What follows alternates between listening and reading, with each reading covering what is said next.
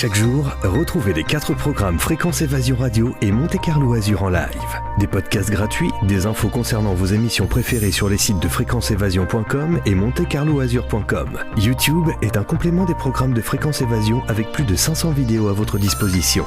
Bonne journée sur Fréquence Évasion, la radio d'expression.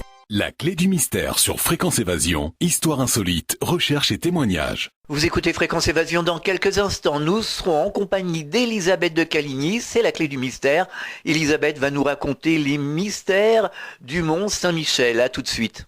Réactualisez régulièrement toutes vos applications iPhone et Android sur les sites de Fréquence Évasion Radio et Monte Carlo Azur, fréquenceévasion.com, fréquenceévasion2.com et montecarloazur.com. Fréquence Évasion. Fréquence Évasion. La clé du mystère sur Fréquence Évasion, recherche et témoignages. Elisabeth, bonjour et merci d'être avec nous. Bonjour Alain, écoutez, c'est moi qui vous remercie de m'accueillir une fois de plus. En forme ? Comme d'habitude, oui, tout à fait, bien sûr. Après un bon réveillon de Noël, voilà. Pète le feu. Tout à fait. Donc aujourd'hui, nous allons parler des mystères du Mont Saint-Michel. Ah oui, le bon Mont Saint-Michel, le beau Mont Saint-Michel, le grandiose Mont Saint-Michel, la merveille des merveilles. Qui ne connaît pas dans le monde le Mont Saint-Michel ? C'est un lieu qui est dédié à l'archange, comme son nom l'indique, mais depuis bien des siècles, il a été dédié à bien d'autres cultes, des cultes très anciens, peut-être antédiluviens, on n'en sait rien du tout. Mais en tout cas, c'est un lieu sacré, où l'on ne retrouve plus à l'heure actuelle de façon visible les traces de ces anciennes religions. Encore que, vous verrez tout à l'heure qu'on peut avoir des surprises. Alors, pour comprendre ce que c'est que le Mont Saint-Michel depuis la nuit des temps, ce qu'il est depuis la nuit des temps, il faut évoquer le lieu en lui-même, géographique, géologique également. Dans des temps très anciens et jusqu'à quelques siècles de nous, la baie du Mont Saint-Michel était recouverte d'une forêt. Le mont n'était pas entouré d'eau du tout. Il y avait une immense forêt qui s'appelait la forêt de Sissi. C'était une forêt luxuriante. Il se dit qu'il y a des milliers d'années, il cavalait des bêtes très anciennes, sauvages. Et puis au 8e siècle, il y a eu un énorme tsunami. Et oui, un tsunami. Il faut savoir qu'il y a une faille géologique très importante qui passe par la baie du Mont Saint-Michel et qui pose encore quelques problèmes à l'heure actuelle puisqu'il y a fréquemment sur les îles anglo-normandes des tremblements de terre. Cette faille est toujours active. Et là, probablement, au 8e siècle, il y a eu ce genre d'incident qui a fait que la belle forêt de Sissi a été totalement recouverte. Et cette forêt, quand elle existait encore, était une forêt sacrée. Une forêt sacrée, un lieu de culte païen. Les premiers officiants étaient des druides. Ensuite, il y aura les druidesses. Alors, qu'est-ce que c'était que le Mont Saint-Michel à l'origine, à l'époque des druides et des druidesses ensuite ? Eh bien, c'était une petite montagne qui, très curieusement, avait une forme étrangement pyramidale. Pas très loin d'elle, un autre petit mont en forme de navire, peut avoir à 3 km, on le voit très bien du mont. Et ce mont qui s'appelle aujourd'hui le Rocher de Tomblaine était également important. C'est un lieu de culte également. Et puis, il n'y avait pas que ces 2 petits monts, il y avait une trilogie, un triangle en quelque sorte. Le 3e mont se trouve dans les terres, on le voit toujours aujourd'hui, sur une plaine complètement plate. Il s'agit du mont Dol. Et ce mont Dol, là aussi, il y avait des cultes très anciens qui étaient célébrés. Alors, la première mention de cette forêt de Sissi, on la doit à un moine nommé Hervard, qui autour de l'an 1000 va l'évoquer. Et ce moine va évoquer et relater les visions d'un certain évêque nommé Aubert. Et c'est cet Aubert qui a eu le privilège de voir l'archange Saint-Michel. Cette forêt sera mentionnée au XVe siècle également, plus récemment au début du XIXe siècle, par un certain abbé Manet. Celui-ci va raconter dans le détail comment dès le VIe siècle, le niveau de la mer a commencé à monter peu à peu, faisant disparaître un certain nombre de morceaux de la forêt, jusqu'à ce fameux raz-de-marée qui va avoir lieu en 709 et qui va faire complètement disparaître dans les eaux tous les arbres qui emplissaient la baie. Alors, j'insiste un petit peu parce que souvent on a contesté l'existence de cette forêt. Or, pourtant, on a retrouvé à différents endroits de la baie du Mont-Saint-Michel des bois pétrifiés. Et on les a datés au carbone 14. Et ça a révélé que il y avait des époques où on retrouve des bois qui sont datés pour certains à moins 1200 ans, moins 2700 ans avant Jésus-Christ, et moins 250 avant Jésus-Christ. Donc c'est vraiment une forêt très ancienne qui existait là. On a également retrouvé tout autour de la baie, sur la partie donc qui est émergée à l'heure actuelle, des traces d'occupation humaine qui ont plus de 10 000 ans. Donc c'est vous dire que c'est très ancien cet endroit-là.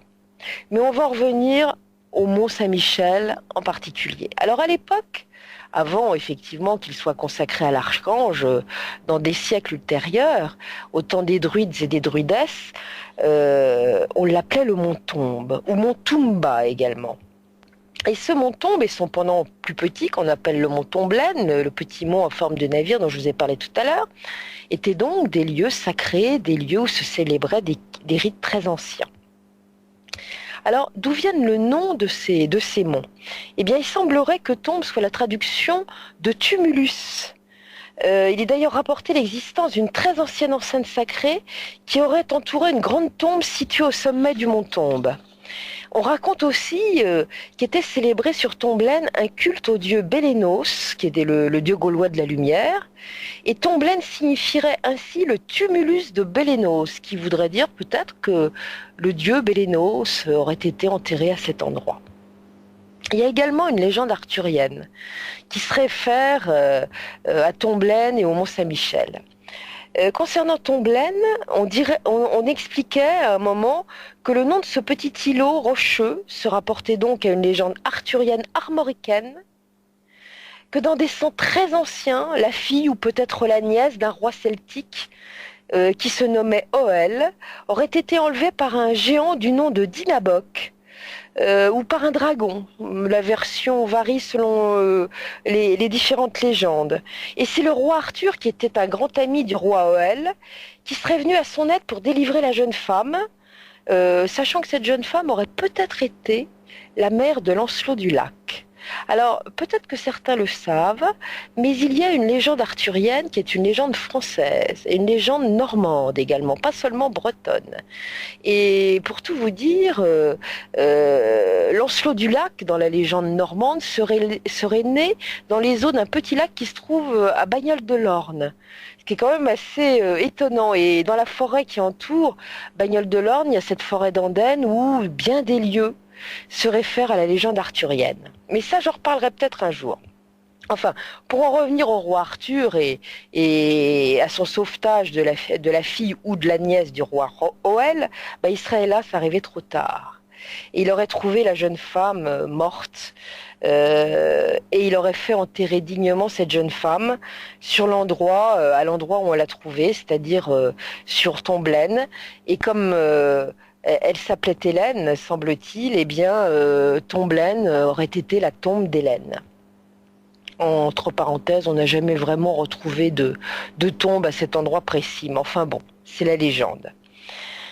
Et puis, la légende arthurienne, on la retrouve également sur le Mont-Saint-Michel, parce que vous trouverez sur le Mont-Saint-Michel lui-même un endroit où il y a un jardin. Et ce jardin s'appelle Tintagel. Tiens, ça ressemble à Tintagel, ça aussi. Et au moment de l'occupation romaine, le mont Tombe va prendre un autre nom encore. On va l'appeler le mont Jovis ou le mont Joux. Et il y a une raison à ça, puisqu'il est dédié à Jupiter. Mais revenons-en au temps des druides. C'est donc les druides qui vont occuper les premiers, semble-t-il, cet endroit. Il y avait, semble-t-il, au sommet du mont, de forme pyramidale, comme je vous l'ai indiqué tout à l'heure, un ensemble de mégalithes. Ces mégalithes auraient été plantés il y a bien bien longtemps, dans des temps peut-être antédiluviens, je n'en sais rien. Ils auraient été plantés par de très anciens druides. Et là, des célébrations diverses auraient été faites. Et ces mégalithes auraient été les parties d'un temple bâti là pour célébrer de très archaïques rites solaires. D'ailleurs, vous verrez que dans la région et à cet endroit en particulier, nombre de rites solaires ont été célébrés. Et il se dit également qu'en plus de ces mégalithes, il y avait quelque chose de très particulier. Quelque chose qui était en réalité une pierre très étrange, sombre, qui détenait des particularités sonores. Et durant certaines cérémonies, un druide devin avait la capacité de faire parler cette pierre. Et les sons que cette pierre émettait étaient ni plus ni moins que la parole des divinités que ce fameux druide devin traduisait au fur et à mesure. Et la pierre parole avait été surnommée la pierre tincte d'eau de Nuit, ce qui veut dire probablement que on la référait à sa couleur extrêmement sombre qui était celle de la nuit. Au 8e siècle, l'évêque Aubert, dont je reparlerai un peu plus tard assez longuement d'ailleurs, aurait retrouvé des morceaux de cette pierre ainsi que d'autres vestiges druidiques au moment de la construction d'un oratoire qu'il aurait dédié à l'archange Saint-Michel. Et ces pierres, ces morceaux de pierre, seraient à l'heure actuelle toujours enterrés dans un lieu caché et secret, tout à fait dans les profondeurs du mont. Et d'ailleurs, une légende raconte que sous la crypte la plus ancienne du mont se trouverait le sanctuaire, le fameux sanctuaire des druides. Et ce sanctuaire, qui serait toujours inviolé, aurait été édifié sur le lieu d'émergence d'une source provenant d'un profond puits artésien, naturel. Et on dit également que ce sanctuaire renfermerait des mystères et des secrets d'un autre temps. Et il semblerait que ces mystères et ces secrets aient été recherchés à différentes reprises au fil de l'histoire. Et vous allez voir comment. En 1547, donc au XVIe siècle, des travaux vont avoir lieu dans la crypte. Il y a un architecte qui va diriger ces travaux, il s'appelle Font, et celui-ci fait effectuer des travaux de creusement pour une raison que l'on ignore et à un certain endroit de la crypte la plus basse du Mont-Saint-Michel. Et à un moment, après avoir fait certains creusements, va apparaître dans une excavation comme une ouverture, mais une ouverture qui est scellée. Et cet architecte Font va ordonner aux ouvriers de la désobstruer et demander à un ouvrier maçon qui se trouve là d'aller voir ce qui se passe dans l'étroit boyau qui vient d'être ouvert.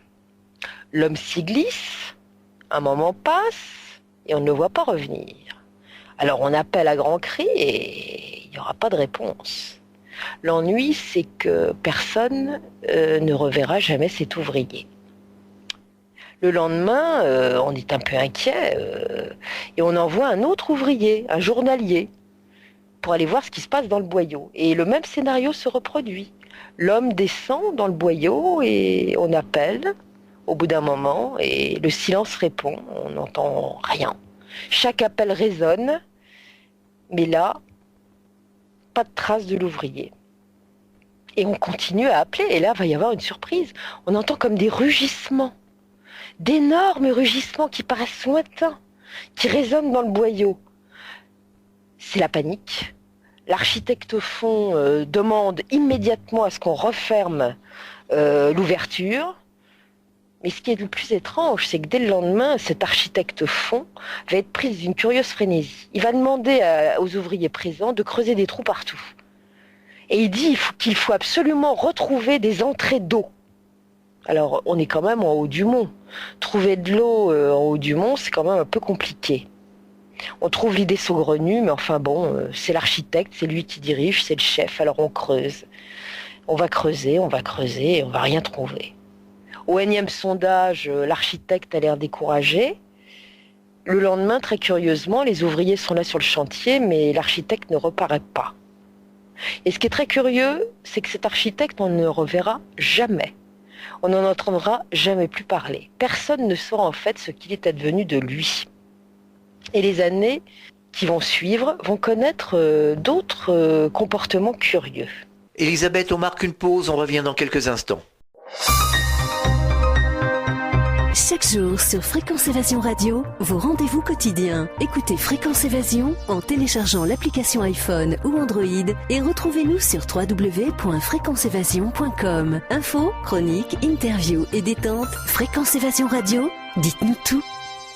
Fréquence Évasion. Fréquence Évasion. La clé du mystère sur Fréquence Évasion, recherche et témoignages. Nous sommes de retour sur Fréquence Évasion, c'est toujours la clé du mystère, bien entendu, la deuxième partie. Nous sommes toujours en compagnie d'Elisabeth de Caligny, qui nous raconte merveilleusement bien l'histoire mystérieuse du Mont Saint-Michel. Il y a plusieurs maisons sur le Mont Saint-Michel qui sont installées, et les propriétaires des différentes maisons situées à un certain endroit du mont vont recevoir soudainement des avalanches de propositions de rachat de leurs biens. On leur offre parfois même des sommes considérables pour qu'ils vendent. Ou bien pour qu'on les autorise, ces fameuses personnes qui veulent acheter les maisons, à creuser des trous, à faire des sondages dans le sol des habitations. Et cette histoire-là sera relatée par un homme qui s'appelle Baron Setot. Il y aura des écrits qui vont être retrouvés. Et cet homme-là va reprendre lui-même les travaux de fond au siècle suivant, sous couvert d'une ordonnance royale cette fois-ci. Et cet homme-là va rédiger, plus exactement, un rapport tout à fait précis qui décrira les travaux qu'il va réaliser, et notamment la découverte d'un passage très ancien, antique, est-il même précisé dans le rapport. Il dirait que c'est comme une sorte de catacombe. Il va expliquer aussi qu'au fond de la galerie se trouvait quelque chose de bien curieux. En l'occurrence, un dépoté d'os immense qu'il décrit comme pouvant appartenir à des hommes ou à des animaux venant d'Orient. Alors, est-ce qu'il s'agit d'os humains qui auraient la taille de ceux d'un éléphant? On n'en sait trop rien. C'est pas très précis. Il va également mentionner, cet homme, avoir retrouvé dans une galerie quelques objets et pièces statufiées, mais il ne va pas les ramener en surface en raison des risques, dira-t-il. Et très précipitamment et pour une raison mal expliquée, en tout cas pas dans le rapport, il va faire combler ce couloir antique en précisant qu'il le fait combler par souci d'humanité. Alors, c'est quand même un peu particulier. J'ai dit tout à l'heure qu'il pouvait se trouver une tombe en haut du Mont Saint-Michel. Alors est-ce que Setot aurait trouvé cette tombe? Et est-ce que les os immenses qu'il aurait trouvés auraient pu être ceux de géants qui auraient été enterrés là? Il y a des légendes de géants un petit peu partout, et notamment au Mont Saint-Michel. En tout cas, ça ne lui a pas porté chance, à lui aussi, à cet homme, puisque 3 semaines après qu'il ait remis son rapport au roi, le voici arrêté, emprisonné pour raison d'État, sans qu'il soit précisé davantage. Et on le retrouvera mort par suicide volontaire 2 jours plus tard au fond de sa cellule. Mais l'histoire ne s'arrête pas là. Il va y avoir un personnage prestigieux aussi qui va s'intéresser au Mont Saint-Michel et en particulier au rocher de Tomblaine. Il s'agit de l'intendant du roi que tout le monde connaît, le fameux Nicolas Fouquet. Il va d'abord acheter l'îlot de Tomblaine avec l'intention d'y faire construire une propriété. Alors, il fait venir des ouvriers. Bon, il a de l'argent, comme vous le savez, et d'ailleurs il en est mort, puisque le roi Louis XIV n'a pas bien supporté sa fortune. Donc il va suivre de près, en personne, il va se déplacer pour suivre l'édification de ce bâtiment qu'il veut absolument merveilleux. Et d'ailleurs, on a retrouvé des plans et des images où on montre une bâtisse absolument magnifique. Donc il suit les travaux de très près. Mais à plusieurs reprises, quand on est aux travaux de base de cette édification, il ne va pas venir tout seul. Il va venir en compagnie de quelqu'un que l'on connaît bien. Il s'agit d'un peintre. Et ce peintre, il s'appelle Nicolas Poussin. Tiens, celui-là, on va le retrouver également mêlé à la légende de Rennes-le-Château. Et avec Nicolas Poussin, avant même que les travaux ne débutent, il était déjà venu. L'îlot était désert à cette époque-là. Et à cette époque-là, il va ordonner à des ouvriers, avant de faire l'édification des bases du bâtiment, de faire creuser des puisards. Et puis, à cette même époque, Fouquet va demander également à un prête-nom d'acquérir une maison sur le Mont Saint-Michel, tout en haut, et pas à n'importe quel endroit. Pas très éloigné de la crypte où Front et le fameux Ceuto avaient déjà réalisé leurs travaux de fouille. Tiens, on dirait que Fouquet savait également quelque chose. Et voilà que dans cette maison qu'il a acquise, eh bien, Fouquet se met aussi d'humeur à creuser. Officiellement, il recherche des écoulements d'eau. Tiens, c'est une manie de rechercher de l'eau en haut du mont. Mais ce qui est surprenant, c'est quand même la suite de l'histoire. Un jour qu'il a été déposé avec un ami sur le rocher de Tomblaine, à 3 km du mont, pour surveiller ses travaux de terrassement, voilà qu'une épouvantable tempête éclate. Impossible pour un bateau de venir rechercher les deux hommes. L'embarcation ne reviendra donc que le lendemain sur l'îlot pour constater que Fouquet et son ami ne sont plus là, évaporés comme par enchantement. Oui, sauf qu'il y a d'autres témoins qui vont les voir à l'endroit où on ne les attendait pas, en l'occurrence ressortir de la fameuse maison acquise sous couvert d'un prête-nom sur le Mont Saint-Michel. On se demande bien comment ils ont fait. Aurait-il emprunté un souterrain qui reliait Tomblaine au Mont Saint-Michel? Ça, on n'en sait trop rien. En tout cas, on ne le retrouvera jamais, ce souterrain. Mais il y a des légendes dans la baie du Mont. Il semblerait qu'il y ait des souterrains partant de Tomblaine et qui vont à différents endroits dans la baie, et notamment un souterrain assez long qui relierait un château situé sur un petit village qui s'appelle Saint-Jean-le-Thomas. Voilà. Et puis Fouquet, après avoir creusé des puisards, va faire reboucher le tout. Ça, c'est à Tomblaine. Et la propriété va s'élever, elle va être magnifique. Sauf que, bien, entre-temps, c'est pas tout à fait terminé, l'édification de ce bâtiment, mais pratiquement. Louis XIV fait emprisonner Fouquet, confisquer ses biens, et il ordonnera en 1669, après tout cela, que la belle demeure toute neuve de Nicolas Fouquet sur le rocher de Tomblaine soit rasée. Il n'en reste aucun vestige aujourd'hui, quelques pierres à ras de terre, mais c'est à peu près tout. C'est quand même bizarre, c'est qu'à chaque fois qu'on veut creuser sur le mont, pour des raisons mal expliquées d'ailleurs, eh bien, ça se termine mal. Au XVIIe siècle, des fouilles vont avoir lieu, encore, et on va retrouver des os. Des os qui sont en fait des vestiges de sacrifices dédiés au dieu Mitra sur Tomblaine. Effectivement, sur Tomblaine, il y aura un culte dédié à ce dieu indo-européen qui comprenait des sacrifices de taureaux. Sur le mont Dol, on retrouvera exactement la même chose. C'était un lieu de culte également dédié au dieu Mitra. Cela étant, tous ces mégalithes, que ce soit ceux du Mont Saint-Michel, du mont Dol ou de Tomblaine, sont également des lieux de culte, semble-t-il bien antérieurs à celui du culte du dieu Mitra. Parce qu'on a retrouvé des traces bien antérieures qui remonteraient à 200 ou 300 avant Jésus-Christ.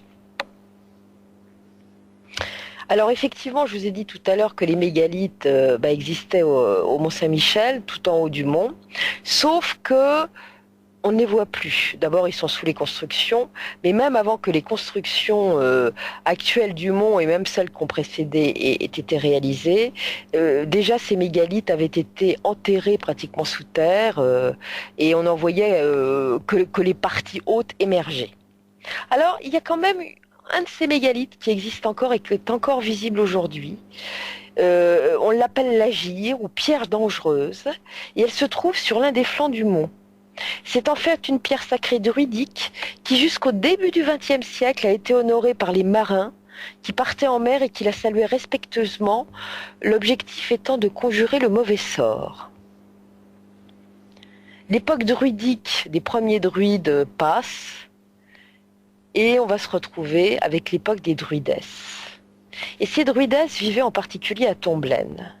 Mais il semble également que sur le mont Tombe, qui s'appelait également à l'époque de ces druidesses le mont Bélène, elles célébraient également un culte. Ils faisaient des rituels et rendaient des oracles. Et probablement au pied des 2 grands mégalithes qui se trouvaient en haut du mont. Il semblerait que ces druidesses étaient organisées en collèges et qu'elles étaient au nombre de 9. C'était l'aînée d'entre elles qui rendait des oracles, elles édictaient également des lois, ces druidesses.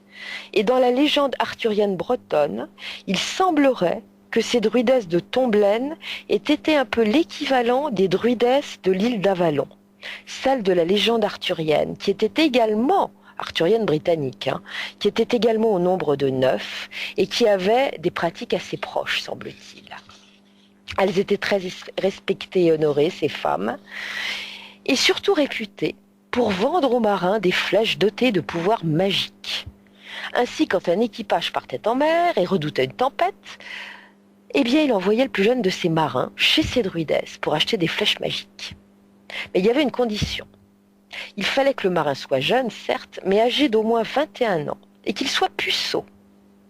Ces flèches avaient la propriété de calmer les ardeurs du ciel, des flots, et une fois que la tempête se déclenchait en mer, si elle se déclenchait, eh bien c'était à ce jeune marin, qui avait été quérir les flèches chez les druidesses, de les lancer dans les flots afin que la tempête se calme. Il paraît que ça marchait. Et lorsque le navire revenait à bon port, eh bien ce jeune marin était chargé d'aller remercier les druidesses, de leur apporter des présents de plus ou moins grande valeur. Et en échange, elle cousait sur les vêtements du jeune homme, au niveau des épaules, des coquilles Saint-Jacques probablement, qui étaient la marque de leur reconnaissance pour les présents apportés. Elle cousait également des talismans protecteurs. Et puis il devait se passer des choses parfois avec le jeune marin quand il était assez bien fait de sa personne, puisqu'il semblerait que, en fonction du degré de satisfaction des druidesses, eh bien on cousait plusieurs coquilles. Et il n'y a pas que les marins qui se retrouvaient avec des coquilles multiples aux épaules, mais ça je vais en reparler. En tout cas, si ces druidesses savaient calmer les cieux et les tempêtes, elles savaient aussi faire tomber la pluie. Et le rituel consistait alors à choisir une jeune vierge dans la population et à l'envoyer nue dans la forêt sacrée, cueillir avec le petit doigt de la main gauche une fleur à dédier au dieu solaire Bélénus. Ensuite, la jeune vierge devait marcher et plonger dans l'eau vive d'une rivière, puis repartir en marchant à reculons. Divers gestes étaient associés encore au rituel, et une fois que le rituel était terminé, il paraît que la pluie tombait. Il semble que ce collège des druidesses du Mont Tombe n'est pas fait de vœux de chasteté, vous allez voir pourquoi. Il se dit en effet que lorsque les habitants aux alentours voulaient obtenir quelques bienfaits ou protections, ils leur envoyaient alors le plus beau jeune homme de la contrée. Il fallait qu'il soit encore vierge, évidemment. Et les druidesses entraînaient ce joli jeune homme dans une antre secrète, confortable, parfumée, située dans les toutes profondeurs du mont. Je vous raconterai pas la suite, mais vous vous en doutez. Et en tout cas, l'élu subissait alors dans le ventre du mont les délices des rituels d'une initiation sexuelle. C'est du moins ce qu'il se disait. Et lorsqu'il était relâché, eh bien ces allemandes sacrées aussi lui cousaient à nouveau de jolies coquilles Saint-Jacques aux épaules. Et en fonction de ses exploits et du nombre d'extases qu'ils avaient provoquées chez ces dames, eh bien les coquilles se multipliaient. Ainsi paré, le jeune homme revenait au village et sa réputation, comme vous vous en doutez, n'avait plus de limite. Il était fort acclamé, paraît-il. Enfin, au final, tout le monde y avait trouvé son compte. Les villageois étaient protégés et les druidesses satisfaites. Et puis, va passer évidemment l'époque des druides et des druidesses, ou du moins leur réputation et leur pouvoir vont un petit peu s'amenuiser avec la domination romaine. Parce que les Romains aiment bien les druides, mais de très loin. César d'ailleurs a très bien parlé des druides. Il les craignait, il connaissait leur pouvoir, et on connaît beaucoup de choses sur les druides du fait de ses écrits et d'écrits romains de cette époque-là. Donc qu'est-ce qui va se passer quand les Romains vont arriver dans la baie du Mont-Saint-Michel? Ils vont tout bonnement chasser les druidesses du Mont-Tombe et du rocher de Tomblaine. Elles vont aller se réfugier dans les profondeurs de la jolie forêt de Sissi et se faire oublier autant que faire se peut. Mais les populations locales, qui commencent à célébrer les dieux romains, continueront tout de même à les consulter comme autrefois. En fait, ce n'est que lorsque la chrétienté sera bien installée dans le territoire de la baie qu'elles cesseront de rendre leurs oracles, au grand désespoir des habitants de la contrée. Mais bon, on n'avait pas trop le choix parce que avec la chrétienté, on ne rigole plus, et on sait très bien que quand on est une druidesse et que l'on continue à violer les lois de la chrétienté, on risque gros. Alors au sommet du mont Tombe, les Romains vont édifier à la place des anciens lieux de culte mégalithiques des druides des autels dédiés à la célébration de Jupiter. C'est ainsi que le mont Saint-Michel sera baptisé à cette époque mont Jouve, mont Jovis. Sur le rocher de Tomblaine, ce sera le culte au dieu Mitra, ainsi que sur le mont Dol. Et puis, quand l'implantation de la religion chrétienne va s'agrandir en Normandie, eh bien, tout ceci disparaîtra. Les druidesses disparaîtront également définitivement au 8e siècle. On ne les reverra plus. Elles se feront bien discrètes et se mêleront à la population. Et ne restera plus de leur présence qu'une légende tout à fait tenace, puisqu'on en parle encore aujourd'hui. Et va arriver, bien sûr, le règne de la chrétienté, et en particulier le règne de l'archange dans la baie. Elisabeth, on marque une pause, on revient dans quelques instants. Chaque jour, sur Fréquence Évasion Radio, recherche, ovni, paranormal, faits de société, protection de l'environnement et les rendez-vous avec vos stars préférées dans Paroles de Stars. Fréquence Évasion, c'est également la voix des sudistes en Principauté de Monaco et dans le Grand Sud. Fréquence Évasion Radio, dites-nous tout. Dites-nous tout. Dites-nous tout. La clé du mystère sur Fréquence Évasion, recherche et témoignages. Nous sommes de retour sur Fréquence Évasion. Nous sommes toujours en compagnie d'Elisabeth de Caligny qui nous raconte merveilleusement bien l'histoire mystérieuse du Mont Saint-Michel. La religion chrétienne a toutefois fait son apparition en Normandie au IIIe siècle. Peu à peu, les Romains se retirent de la région, abandonnent leur lieu de culte. Dans l'Avranchin, il va y avoir 2 ermites qui deviendront plus tard des saints normands. Le premier est Père, qui deviendra évêque d'Avranches, et le second Paterne. Ils vont évangéliser à tout va la région et créer ça et là de petits lieux de culte. Paterne va devenir un évêque à Avranches, et il va bâtir 2 petits oratoires sur les flancs du mont Tombe, du mont Saint-Michel. L'un sera dédié à Saint-Symphorien, l'autre à Saint-Étienne. Il va y faire s'installer des ermites qui vont écouler une vie tranquille et contemplative. Il y aura eu, semble-t-il, aussi un ermitage à Tomblaine avec un petit oratoire, et les moines se rendaient alors d'un mont à l'autre en passant par la belle forêt de Sissi. Une légende raconte aussi qu'à cette époque, un âne traversait la forêt depuis Avranches pour se rendre au mont Tombe. Il se déplaçait seul, il connaissait son chemin, il était chargé de vivres, il allait ravitailler les moines. Et puis un jour, l'âne va être attaqué par un loup qui va le dévorer. Mais la légende veut que la divine providence soit intervenue, et elle va condamner le loup à remplacer l'âne. Et l'âne va le loup va soudain devenir tout vert et doux comme un agneau.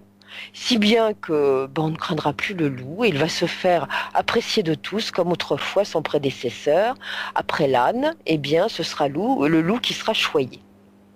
Mais ce qui est le plus important, c'est l'archange. L'archange, quand est-ce qu'il va apparaître au Mont Saint-Michel? Quand est-ce que la légende va se développer? Eh bien, ça va se manifester en 708. Il y a un certain Aubert qui est devenu évêque d'Avranches. Il est là depuis 4 ans dans ses fonctions et a pris l'habitude de venir méditer sur le mont Tombe. Alors le mont Tombe à l'époque, c'est un désert. Il est envahi de ronciers à son sommet. Il y a des petits oratoires qui ont été construits par Paterne et abandonnés depuis un certain temps. Là-bas, Aubert goûte le silence, s'abandonne au plaisir de la contemplation de la création. Il médite. Et une nuit qu'il se trouve là-bas, dans un état second, mi-méditant, mi-sommeillant, voilà qu'une grande lumière apparaît. Et qu'est-ce qu'il distingue? L'archange Saint-Michel. Il est flamboyant, il se présente à lui, et il lui dit « Je suis Michel, et le mont est sous ma protection. Dieu veut qu'on y bâtisse un temple. L'honneur qu'on me rendra ici ne sera pas inférieur à celui qu'on rend aux anges sur le mont Gargan. » Et hop, la vision disparaît. Aubert se frotte les yeux. Il est d'abord effrayé sur le coup, mais après il se dit « Est-ce que j'ai bien vu? Est-ce que j'ai rêvé ?» Il réfléchit, il n'est pas vraiment convaincu. Il réfléchit, oui. Et après le questionnement, voilà que le doute s'instaure. Oh, il est persuadé qu'il a rêvé. Hein. Pourquoi l'ange, l'archange, viendrait-il le visiter, lui, pauvre petit évêque? Lui viennent alors en tête les paroles de l'apôtre Jean. « Éprouvez si c'est l'Esprit de Dieu, entend-il. » Le voici bien soulagé. Il n'y a plus qu'à attendre pour voir si l'Esprit de Dieu va se manifester à nouveau. Et c'est bien ce qui va arriver, parce que quelque temps après, l'archange lui apparaît en effet à nouveau. Et de la même manière. Mais cette fois, il est moins aimable. Le ton est plus directif. Il ne demande pas, il ordonne à Aubert. Oh, le brave évêque est tourneboulé. Ah, il doute encore, mais surtout il se demande comment il va faire pouvoir édifier ce temple, cette église. C'est que le rocher, il est abrupt, il le connaît bien, pas facile, la surface n'est pas plane, et puis il est malaisé de s'y rendre. Comment est-ce qu'il va faire monter du monde là-haut pour faire ce qu'on lui demande? Ah, il se creuse la tête, mais l'enjardonne, et l'entreprise lui paraît de plus en plus titanesque. Ah, ça lui a mis la tête à l'envers à ce brave Aubert, et un doute fort opportun le saisit à nouveau. Oh non, il a dû rêver. Les heures passent, il est dans le doute le plus profond, ça l'arrange évidemment. Ouais, cette histoire ne tient pas debout. Et puis, pourquoi l'archange? Oui, pourquoi l'archange lui demanderait de dire ça à lui? Oh, il se console en se disant que ça va se passer et qu'il a rêvé. C'est à ce stade de la réflexion, et alors qu'il a renoncé à obéir à ce que l'archange Saint-Michel lui a demandé, que celui-ci lui apparaît le soir suivant. Mais cette fois, ça chauffe. Saint-Michel est furieux. Il lui rappelle avec sévérité qu'il n'a pas obéi à son ordre. Et voilà qu'il pose son doigt sur le côté de son crâne. Peut-être pour que sa parole lui entre bien dans le crâne. L'ennui, c'est que le doigt de l'archange brûle du feu divin. Et lui fait un trou dans le côté du crâne, à ce pauvre Aubert. Mais un trou qui ne le fait pas souffrir. Il a un gros trou dans la tête, mais il ne souffre pas. Et simultanément, l'ange va lui transmettre son troisième message. Il lui annonce en effet que l'emplacement de l'église à construire au sommet du mont lui serait désigné par la présence d'un taureau attaché à un pieu amené là par un voleur. Et il ajoute « Revêt-toi de tes ornements pontificaux, monte au sommet du rocher suivi de tes frères et du plus jeune enfant du dénommé Bain, habitant de la rive voisine. Prends dans tes bras cet enfant, fais-lui poser le pied sur la cime du rocher et elle s'écroulera aussitôt, laissant à découvert la place où tu bâtiras l'église dont je veux être le patron auprès de Dieu. Sur ce, l'ange ajoute un petit conseil pratique, tu poseras les fondements de ton édifice là où tu verras la terre sèche et sans pluie. » Évidemment, après cela, l'évêque Aubert est un peu sonné. Toujours est-il qu'il court réveiller ses moines. Là, ce coup-là, il a compris. Il leur montre la blessure sur le côté de sa tête et les enjoint de le suivre sur le champ. Il n'y a pas une minute à perdre cette fois. Il faut courir jusqu'en haut du mont. La légende raconte aussi que de son côté, le dénommé Bain, cité par l'archange Saint-Michel comme étant celui-ci qui apportera de l'aide à Aubert dans son entreprise, ait eu lui aussi une vision du messager divin durant la nuit. L'archange lui aurait alors enjoint de se rendre au mont dès l'aube accompagné de ses fils. C'est ce qu'il fera, emmenant avec lui 11 de ses fils. Il ne prendra pas le 12e avec lui car c'est encore un bébé au berceau. Dès l'aube, Aubert est arrivé en haut du mont avec sa petite troupe de moines. Quelques âmes de bonne volonté ont accompagné le petit groupe, et lorsqu'Aubert arrive au sommet, sa surprise est grande puisqu'il y trouve effectivement un taureau attaché à un pieu. Mais là aussi, il va trouver autre chose, quelque chose qui lui a été signalé par l'archange. Il s'agit là d'un cercle de rosée tombé durant la nuit sur le haut de la cime du mont. Et c'est donc là que lui est indiqué l'endroit où il faut construire l'église. Et vu l'empreinte laissée par la rosée, qui est large, eh bien cela délimitera les contours de l'édifice qu'il doit être construit. Et la petite troupe ne perd pas de temps, elle se met au travail. On commence à déblayer. Pendant ce temps-là, l'évêque Aubert réfléchit. En plein centre du cercle, il y a ce haut rocher conique. Eh oui, l'extrémité du mégalithe, de l'un des deux mégalithes. Et ce rocher conique au sommet à fleur de terre. Ah là là, comment faire? Comment se débarrasser d'une masse pareille? L'ange lui avait annoncé de l'aide, mais il ne voit rien venir. Et c'est sur ces entrefaites que le dénommé Bain apparaît, surgit de nulle part avec ses 11 fils. Et ceux-là vont essayer de faire bouger la pierre, mais elle est profondément enfouie et très lourde, c'est peine perdue. Aubert demande alors à Bain s'il est bienvenu avec tous ses fils. L'autre lui répond que non, mais non, le petit dernier il est au berceau, je ne l'ai pas amené. Il ne sera pas d'une grande utilité de toute façon. Mais si, répond Aubert, il faut aller le chercher, voyons. L'archange a dit qu'il fallait amener tous tes fils. Alors on amène le bébé. Aubert le prend dans ses bras et pose son petit pied sur la roche. Et c'est alors que l'invraisemblable se produit. Voilà que cette roche immense bondit en l'air, s'extrait et va se précipiter dans le vide pour aller rouler jusqu'en bas.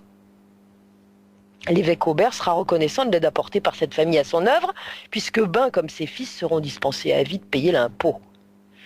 Et le rocher qui a roulé jusqu'au pied du mont s'y trouve encore. Il paraît que l'on y trouve avec son extrémité l'empreinte d'un petit pied. Sauf que ce n'est pas l'empreinte d'un petit pied de bébé, mais ça ressemble plus à l'empreinte d'un petit pied d'un enfant âgé de 10 ans.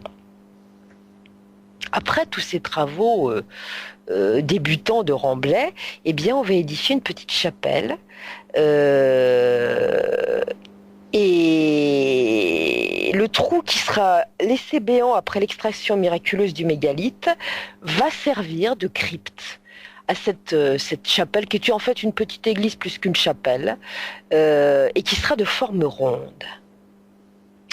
3 jours plus tard, alors que les travaux ont déjà bien progressé, l'évêque Aubert se dit qu'il faut consacrer évidemment à l'archange l'endroit. Et il va dépêcher 3 de ses clercs en Italie, au Mont Gargan, là où l'archange est déjà apparu. Et parce que l'archange a donné une directive, il a dit à Aubert, il faudra que tu envoies des clercs en Italie jusqu'au mont qui m'est dédié pour amener des reliques. Le sanctuaire du Mont Gargan a été également construit sur un ancien lieu de culte dédié lui aussi au dieu Mitra, tiens, comme par hasard. Saint-Michel serait apparu dans une grotte du temple de Mitra et aurait laissé son manteau, ainsi que l'empreinte de son pied gravé sur la pierre d'un autel. L'apparition du Mont Gargan, je vous le signale, est la première apparition occidentale de Saint-Michel et ça, c'est un lieu qui est très fréquenté lui aussi par les foules. En tout cas, les clercs courent donc là-bas et vont revenir dans la baie du Mont-Saint-Michel le 16 octobre 709 avec les précieuses reliques, en l'occurrence un morceau du manteau et de la pierre où l'archange a laissé son empreinte. Mais alors ils vont avoir une sacrée surprise, un choc même. Ils sont partis, il y avait dans la baie une forêt luxuriante, la belle forêt de chênes de Sissi. Eh bien tout a disparu. Il n'y a plus que de l'eau, du sable et des troncs d'arbres abattus. Le mont tombe est désormais entouré par la mer. Et là, ils vont apprendre qu'au mois de mars précédent, un séisme terrible a eu lieu, dont l'épicentre était très près de l'île de Jersey d'ailleurs. Et cela a provoqué un raz-de-marée phénoménal qui a englouti la forêt. Et avec les grandes marées de septembre qui ont eu lieu par la suite, eh bien, la destruction définitive de la forêt a eu lieu. Le ciel a ainsi purifié ces lieux de cultes anciens et païens. Donc la petite église, grande chapelle ou petite église, peu importe, est construite. La légende dit donc qu'elle était ronde, qu'elle pouvait accueillir une centaine de fidèles. Aubert a fait bâtir autour de l'édifice quelques cellules austères pour y loger une douzaine de moines. Cette chapelle d'origine sera rasée en 963 ou 965. sur ordre du premier duc de Normandie, Richard Ier. Il s'agit d'un viking christianisé qui fera construire à sa place une vaste église, entourée de bâtiments conventuels spacieux, où il chassera les moines d'origine. Ceux-là, qui étaient des moines avranchins, occupaient l'endroit depuis un moment, mais au fil du temps, avec la solitude, leurs mœurs avaient dégénéré. C'était plus que débauche et débordement, et on les considérait comme infernaux dans la région. La population était très choquée. Et donc ce Richard Ier va les faire évincer, avec beaucoup de difficultés d'ailleurs, parce qu'ils vont se rebeller. Pour se venger, d'ailleurs, ils vont emporter toutes les archives et parchemins qui se trouvaient sur les lieux. Leur succéderont des moines bénédictins, que Richard Ier fera venir de l'abbaye de Saint-Vendry et de celle de Jumièges.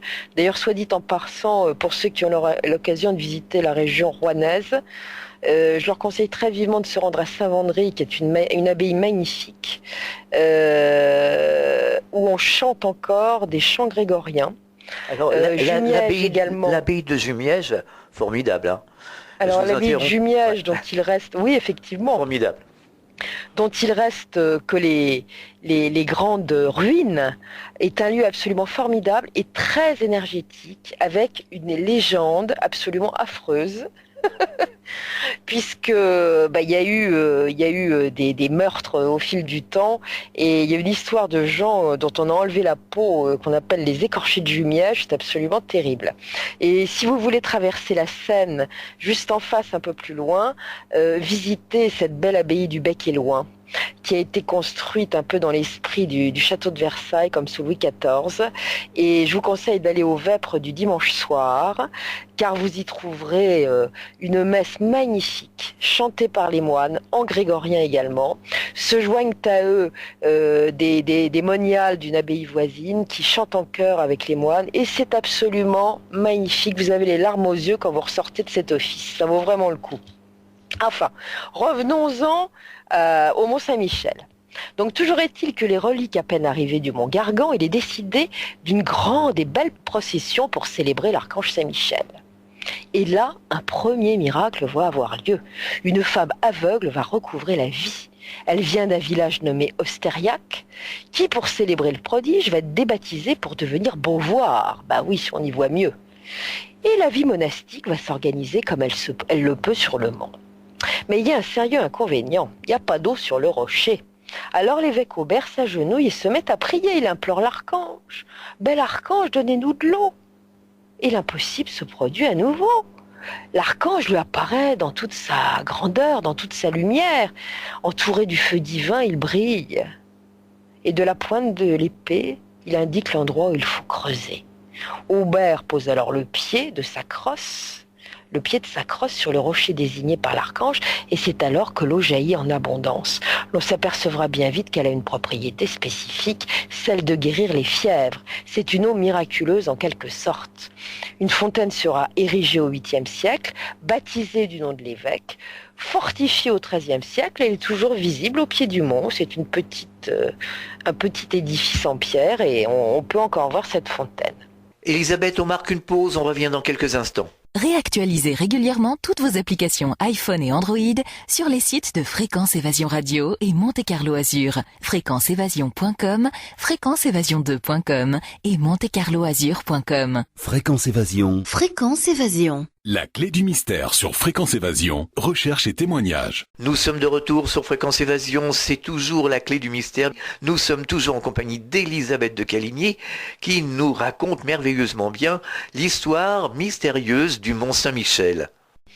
Il y a des légendes. Il y a une légende aussi qui est intéressante, qui est celle du combat de l'archange Saint-Michel contre Satan. On peut se demander d'ailleurs pourquoi l'archange Saint-Michel a choisi ce rocher caillouteux, isolé. Bien, il y a une raison, semble-t-il, et c'est la légende qui le dit. Satan avait occupé les lieux. Et oui, il y avait des cultes païens qui l'intéressaient beaucoup, probablement. Donc Satan avait occupé la région. Et puis voilà qu'un jour, l'archange s'aperçoit que le diable a construit un magnifique palais sur le monticule pyramidal qu'est le futur Mont Saint-Michel. Il en prend ombrage, et pour ennuyer le prince des anges Déchu, il construit à son tour, lui, Saint-Michel, un superbe palais de cristal en une nuit. Et il va construire ça sur le mont Dol, donc le mont qui se trouve dans la trilogie dans les terres. En le contemplant, Satan a les yeux qui brillent. L'archange, qui connaît ses travers, lui propose un échange. Bah, mon beau palais contre ton palais qui se trouve sur le mont Tombe. Satan ne se le fait pas dire deux fois, top là, l'affaire est faite. Ah, il va pas se frotter les mains très longtemps, Satan, parce que l'affaire n'est pas bonne. Le matin, quand il se réveille, que voit-il? Son joli palais de cristal sur le mont Dol a fondu. Bah oui, l'archange Saint-Michel l'avait construit de glace. Alors évidemment, Satan, pas content, va livrer une bataille sans merci avec l'archange. Il veut reconquérir son bien, ça peut se comprendre, mais il perdra évidemment la bataille. Pour en revenir à Saint-Aubert, on va quand même parler de ses reliques, parce que c'est quand même intéressant.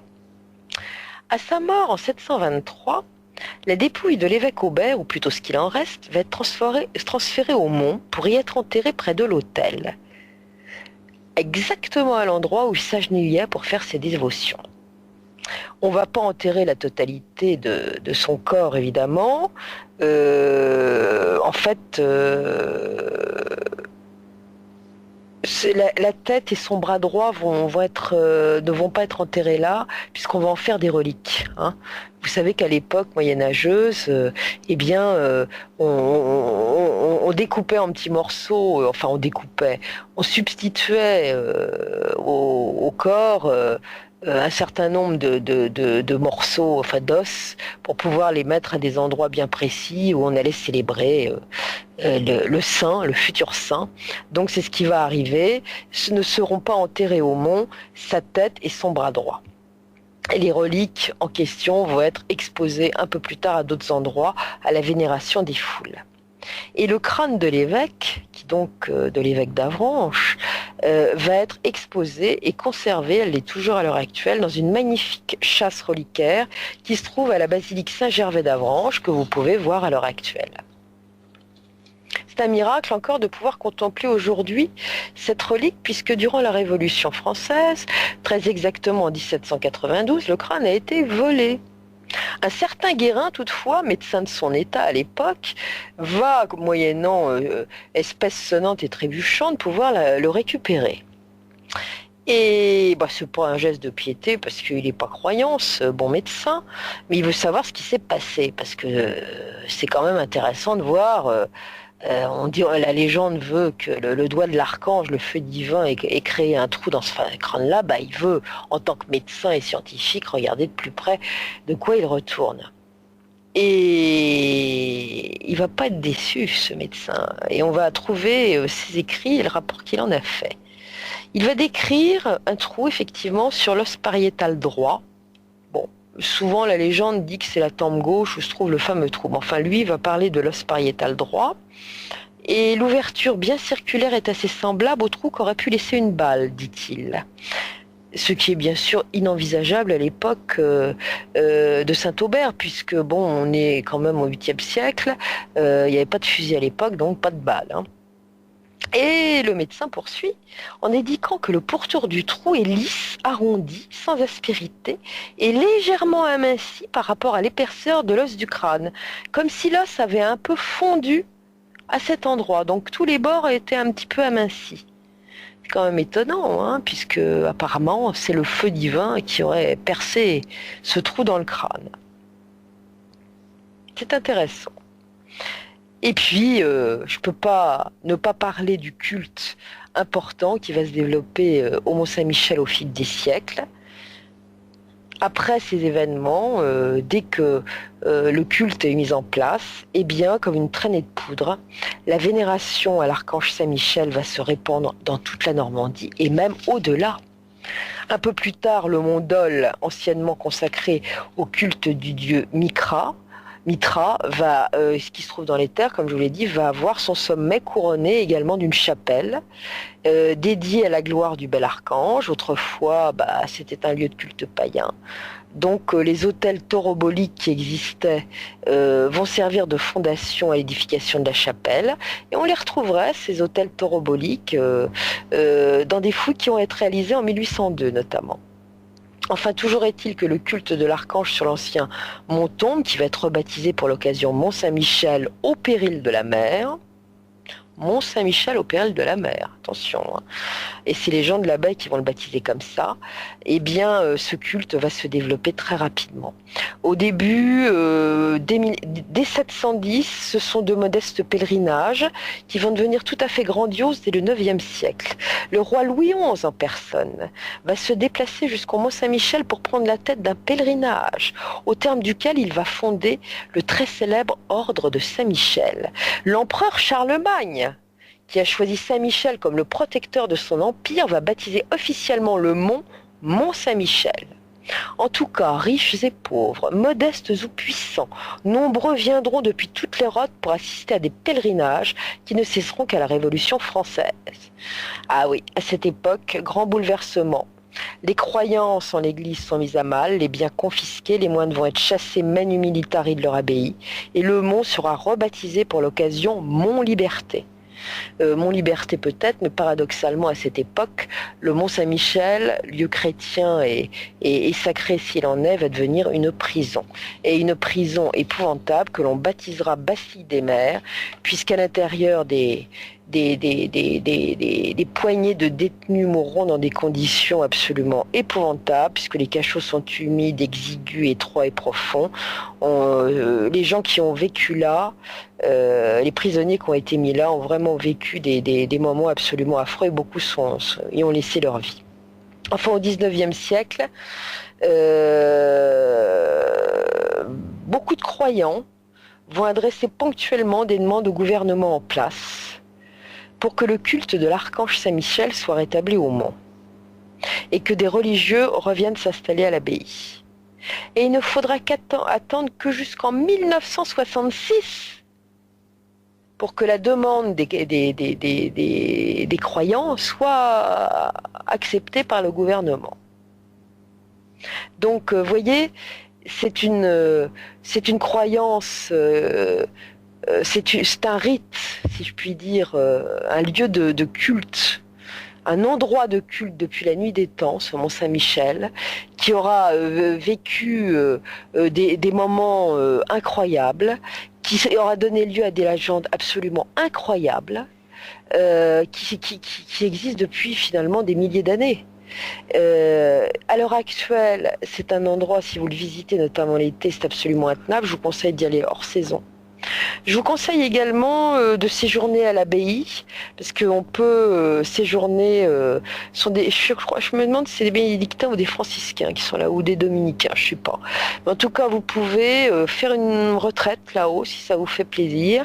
Et je dois dire que hors saison, quand le mont est entouré par l'eau, car il l'est maintenant avec les nouveaux travaux dans la baie, et que le vent souffle, vous êtes face aux éléments, c'est magique, c'est inquiétant, et en même temps, quand la baie est sous le soleil, dégagée et battue par les eaux, c'est absolument merveilleux. C'est un lieu que je connais bien puisque j'habite à 1 heure de là, et c'est un lieu que je connais depuis ma petite enfance, où je suis absolument émerveillée à chaque fois que j'y mets les pieds. Et pour terminer, je vous parlerai quand même de 2 ou 3 choses tout à fait particulières et qui sembleraient exister à cet endroit du Mont Saint-Michel. On parle de vortex. Alors ça va en intéresser quelques-uns. Certains géobiologues prétendent qu'il existerait des vortex d'énergie à certains endroits du mont. Il y en aurait un au centre du cœur de l'abbatiale, un dans la crypte au gros pilier à l'endroit où se trouve une marque circulaire sur le sol, et il y aurait également 3 entités gardiennes sur le mont, l'une dans l'abbatiale, 2 au niveau inférieur dans les chapelles Notre-Dame sous terre et Saint-Étienne, et il semblerait que ces 3 entités gardiennes seraient là pour la garde de portes spatio-temporelles. D'accord. Et il se dit que dans des temps anciens, les morts passaient dans l'au-delà par ses portes situées à Tomblaine et sur le mont Tombe. Alors, j'ai lu il y a quelques années et j'ai pas retrouvé cette information, mais il semblerait également qu'il ait été photographié à diverses reprises, ou du moins vu par les habitants de la baie, une sorte de faisceau d'énergie absolument incroyable qui se trouverait à la verticale du mont de temps à autre.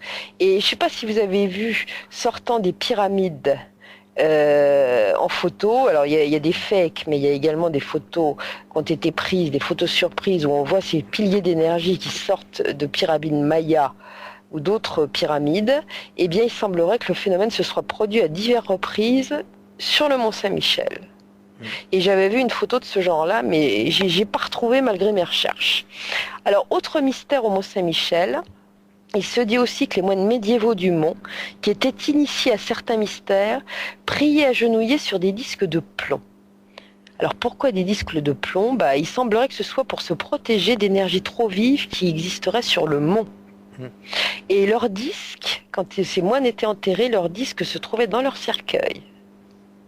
Et il se trouve que le 30 août 1875, on va ouvrir la tombe d'un certain Robert de Torigny, qui est le puissant abbé du mont Saint-Michel de 1154 à 1186.